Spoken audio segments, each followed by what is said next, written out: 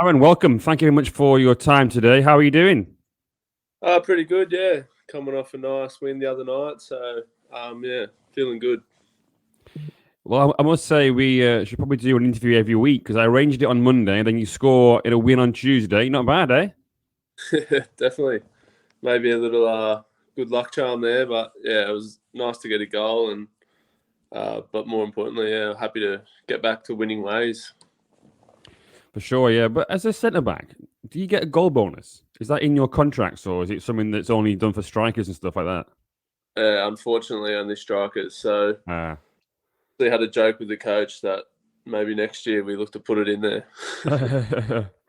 Fair enough. Well, yeah, you got the win on Tuesday after a little run of what was it, 4 games without a win. It's been lucky though for you because teams like Dejon have been also drawing and losing at the same time. But have you been paying attention to their results or other teams throughout that run? Uh Obviously it's hard not to, but we've tried to just focus on the way that we play football. Yeah, we do go 4 games without a win, but it's in a game of 40 seasons, you're obviously not going to win every game, so you're going to have that little patch somewhere throughout the season. So it's just about how quick you can get out of it and kind of get back to winning and get that momentum again. So hopefully we've done that now, and we can keep trying to increase the gap as the season goes deeper. Yeah, well, it has been a very, very good start, a very healthy lead at the top of the table at the moment. Just over halfway gone as well. In terms of how the team has been doing, obviously you must be very happy with that. But obviously, are you a little bit surprised? Is it gone better than expected? Yeah, for sure. I think I joined at about round 7 or so. So I was kind of keeping an eye on the first few games, and I saw that they were doing really well. So coming over, they were off to a good start, but I didn't think it would. Obviously, I think we've only lost 3 games all season, so been a pretty good campaign so far. So yeah, a little bit surprised, but once I got there and learned the coach's style and the boys we got in there, it's not really a surprise, to be honest. Yeah, fair enough. Well, for someone who's played obviously in the ACL and you've won the A League a couple of times, what made you sign for a second division team in the K League? How did the move come about? Um, I was at Perth Glory back in the A League, and I've always had ambitions to come to Asia, whether it be Korea or somewhere else. And this opportunity kind of arose just off the back of a few games, and then obviously the window lining up. And yeah, Perth Glory were good enough to let me go for a small fee. So yeah, I just wanted to give it a crack, and so at the end of my career, I can have no regrets saying that I didn't try it or whatever. So yeah, that was the main thing, and it's still a very good level of football. So if not, maybe even better. So yeah, I can't complain at all. Yeah, fair enough. Well, you must have spoken to a few Aussies that have been here before. You played with quite a lot, I think. Having looked at your career history, there's quite a lot of people there that have come over to Korea. Did you speak to any of those people about it? Yeah, I did. I was actually playing with Brandon O'Neill, who just recently played for Pohang at the time. He was Yeah. at Perth Glory with me, and he's a really close friend. So I had a good chat to him about it.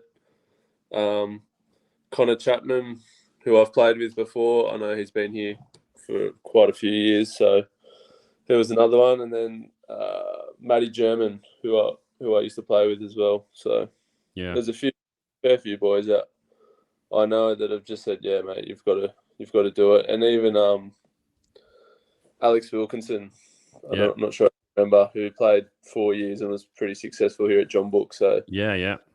he's kind of like I played with him when we won the grand final, and he's someone that I kind of try to imitate my game off, I guess. So I had a chat to him about it, and he just said, "Yeah, mate, go." So it's a Yeah. no-brainer. Fair enough. Yeah. Speaking of your time at Perth Glory, were you there at the same time as Daniel Sturridge?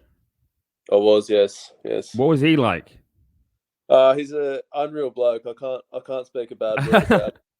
So it's just unfortunate. I think that for whatever reason, his body just didn't want to cooperate. But yeah, apart from football, he's a top class guy, and yeah, no ego whatsoever.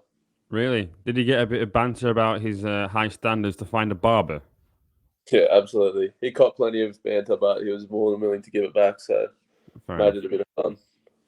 Fair dues. So, obviously you signed for a team, Gwangju, that were obviously in the K League One last year. They've been kind of up and down. How much did you know about the team before you signed?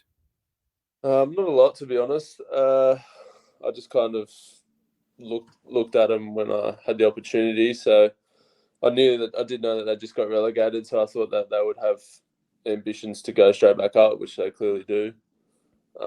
Now hopefully if we go up this year, it's more just about trying to stay there for as long as possible, I think, and doing well. Yeah. So now you are here. What's it like being abroad for the first time in your career?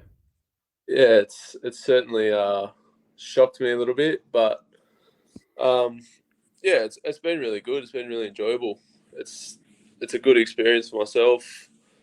Can get a little bit lonely at times. Obviously, I don't have a partner or anything, so I'm just here on my own, and I don't think there's too many foreigners or anything down here. So, um, yeah, that's probably the only hardest part. Just a little bit lonely, but apart from that, it's been really good. Do Can't any of complain at the the boys at Gwangju speak English? all. There's a couple of boys that actually aren't too bad. I think Yeah. Chungang and John Woo, they're probably the best of the Oh Korean yeah. boys, and then Hayes out of the Brazilians can speak English the best. The other Oh, two okay. not so. Fair enough. So what's been a culture shock for you since you came over? I think just the actual football, how hard they kind of train, and how they pretty much live and breathe it. Like I wasn't kind of expecting that side of it. And then obviously just things like the food and the weather at the moment. That's been Yeah. a big one. Yeah, the humidity. It's going to take a bit of getting used to, but slowly but surely we'll get there. So yeah, there's quite a few things, but I've been here before for a few games, so I kind of knew what to expect. Like as you said, for the ACL. Yeah. Yeah, I was looking back and I realized that I'd seen you play a few times. Obviously, the last time must have been when you played against Suwon Blue Wings. Must have been 2018, was it? I think. I think you guys Yeah, been a won. while. Yeah, I think that was my last. Oh, actually, I think we played Ulsan in 2019.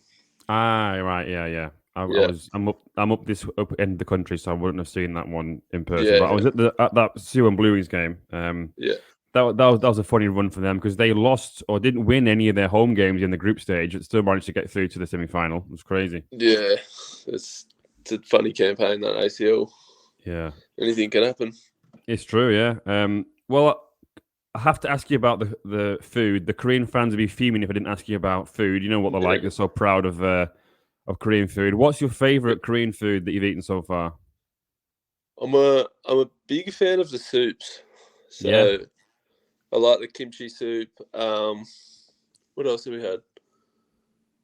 Uh, a few of the boys actually took me out, and we had, I think it was a goat soup, Okay.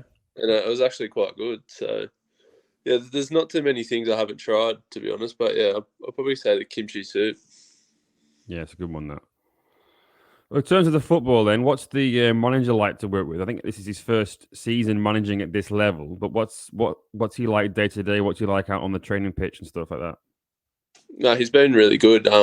He's quite open. I think he's quite modern in his approach to football, having retired not too long ago. So there's nothing you can't say to him or ask him and approach him whenever you need. So he's very good like that.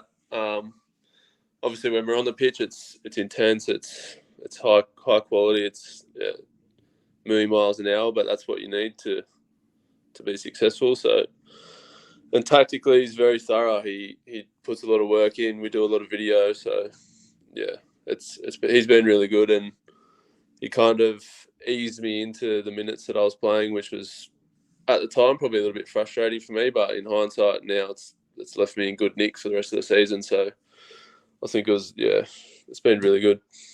Yeah. Also, I was going to ask you about what was explained to you about some of the kind of weird rules that they have in K League, like the under-22 rule. Because sometimes I think some players maybe are a bit unsure as to why they aren't starting, then maybe they'll come on as a sub later. Yeah. The under-22 Um, rule, did that get explained to you much? it didn't get explained to me, but I kind of figured it out because Ah, why else would they put under 22 next to their name? I think so. I just yeah. figured that one out quickly. But yeah, I think a few of the Brazilian boys here understand that because we utilise an under 22 in their kind of position. So when they get rotated, they understand why. Yeah, fair enough. Yeah. Yeah. It is a strange rule. And the thing is, it doesn't really matter that much if you don't field a player under 22. It just means you can't make more than 2 subs or 3 subs if in this new 5 sub rule. So it's like some managers do it, and it's like you don't need to do that. Like, for example, Suwon FC in K League One last year, their manager would start somebody and then after like 5 minutes take them off. It's like you don't need to do that. You've just wasted a sub. That's ridiculous. Yeah. It can't be good. I mean, these young lads, obviously, they know, all right, you're going to get taken off quite early, but it can't be good for them for their development, surely. Not getting taken off in the first half, not at all. That's just, that can't be good at all. But our under 22 boys have all been performing really well. So for us, it's working. And I think every game we use our 5 subs because we're playing almost nearly every 3 or 4 days at the moment. So you kind of need to, and especially in the heat. So I think we utilise the rule really well. But yeah, as you said, other teams don't seem to be. Yeah. You've been playing a lot in a back three on the right side of a back three. What's that like? Is it something that you were quite used to, or? Yeah, I've been used to that actually. The last kind of 2 years I've been playing in a back three sort of thing, or right back of a back four. So being out wide's kind of not too foreign to me. So I feel quite comfortable there, and the coaches kind of give me a bit of a license to attack a bit more, which is a bit of fun and nice. So yeah, I'm enjoying it. It's a good formation, and for us, it's working. So yeah, what would you think is the main differences then between the K League 2 and A League in terms of the styles of play, what you've experienced so far? The speed and intensity of the K League is obviously higher, but I think the A League is a bit more control, possession based, kind of bit more tactical, I guess. Where here it's a bit more of a, just not every game, but some games are just like a fight, if you understand that. Yeah. Well, the K League 2 is obviously quite new, really. It came in about 10 years ago, and it's kind of helped the K League to sort of develop, and we've got some really good teams in the second division that really perhaps ought to have played in the top flight. Back in the A League, obviously, you haven't got that yet. Are you someone who thinks that needs to happen? Yeah, 100% it needs to happen. I think there's frameworks now being talked about for a year or two away, but yeah, at the moment, like you come last and it's all right. You've got next year, and you might have another year in your contract, so it's like whatever. But yeah, here or in the top flight here, you're fighting for it. You don't want to go down because at the end of the day, it's probably loss of income for yourself, loss of better football, the fans, the club, for everyone. So I think in Australia, that's definitely what we need to kind of take our football to the next step, and just to give more players a chance, I think, because there's too much of a difference between the state league and the top flight. Fair enough. All right. Well, Aaron, thank you very much for your time. Good luck in the next game, and good luck for the rest of the season. Thanks very much, mate. Thanks for having me.